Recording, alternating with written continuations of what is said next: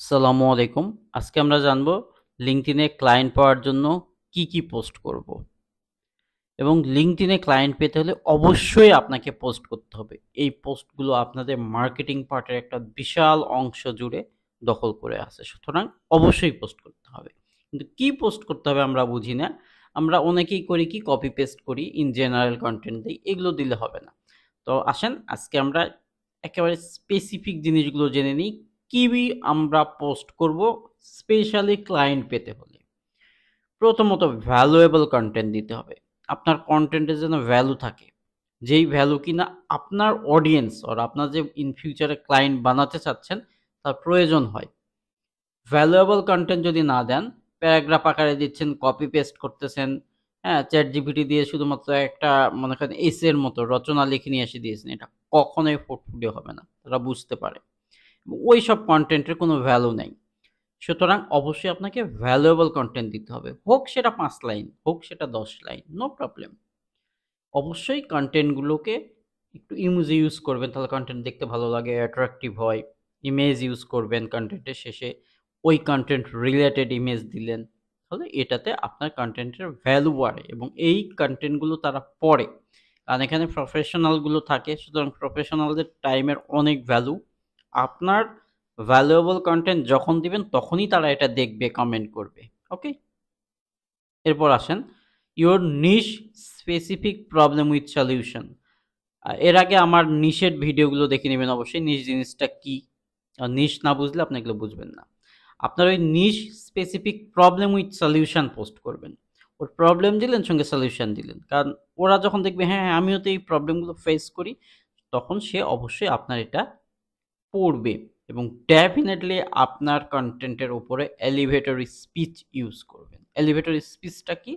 যেই স্পিচটা দেখে আমরা ইনস্ট্যান্ট আমরা ক্লিক করতে বাধ্য হই, আমাদের ইন্টারেস্ট গ্রো করে। যেমন আপনাকে যদি বলি যে আপনি ১ ঘন্টায় $১,০০০ আর্ন করতে চান। এই যে বলছি ১ ঘন্টায় $১,০০০ আর্ন করতে চান। আপনি তো মনে করেন $১,০০০ ১ ঘন্টায়? কিভাবে? ক্লিক করেই দেখি। তার মানে এমন ফেক ইনফরমেশন দিবেন না যেটা কিনা উপরে আছে ভিতরে কিছুই নেই। ডেফিনিটলি আপনার কথাটাকে অ্যাট্রাকটিভ করবেন। এলিভেটর স্পিচ বলে এই স্পিচটা আপনি দিবেন। এরপর আসেন আপনাকে অবশ্যই ভিডিও কনটেন্ট দিতে হবে। রিং LinkedIn এর অফিসিয়ালি এটা রেকমেন্ড করছে যে তারা ভিডিও কনটেন্ট চাচ্ছে এবং এটা তারা আরো বেশি এনগেজমেন্ট বাড়বে এবং তারা এটা রিকমেন্ড করেছে অফিসিয়ালি। তার মানে বোঝেন এটার গুরুত্ব কত বেশি। এটার রিচও অনেক বাড়ে। ছোট্ট করে ভিডিও যদি পারেন ওই ভিডিওগুলো দিবেন। এরপর আসেন ক্লায়েন্ট সাকসেস স্টোরিজ গুলো আপনি অবশ্যই শেয়ার করবেন। এটা ক্লায়েন্ট পেতে অনেক হেল্প করবে। তখন দেখবে ও আচ্ছা এভাবে কাজ করছে, ও ক্লায়েন্টের এরকম সাকসেস।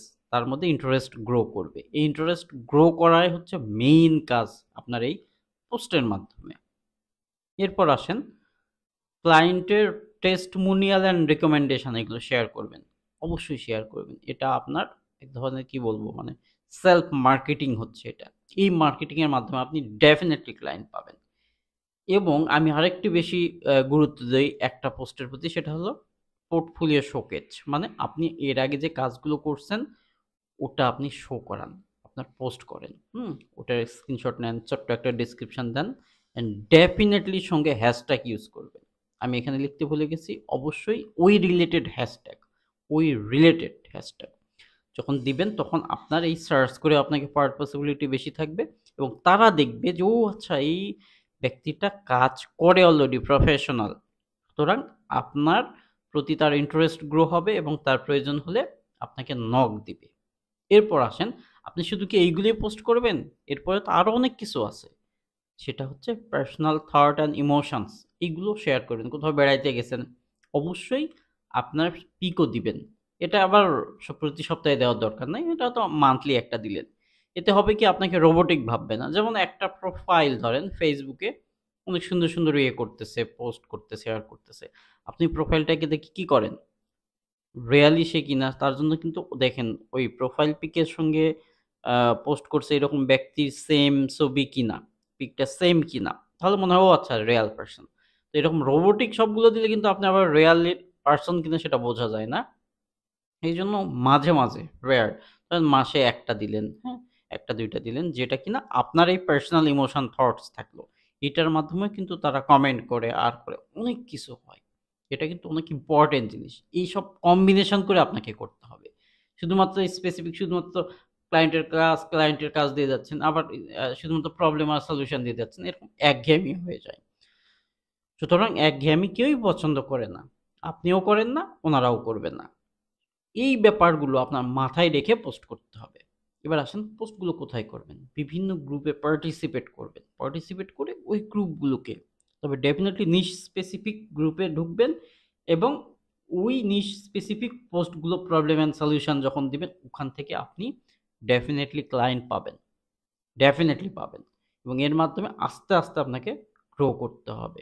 মানে কালকে পোস্ট দিয়েছেন পরের দিন ক্লায়েন্ট পাবেন, এই চিন্তা মাথায় কখনোই নিয়ে আসবেন না। এটা পসিবল না। ফাইনালি কনসিস্টেন্সি থাকতে হবে আপনার মধ্যে। আমি বললাম আজকে এই ভিডিও দেখলেন, ১ সপ্তাহ করলেন, তারপরে নেই।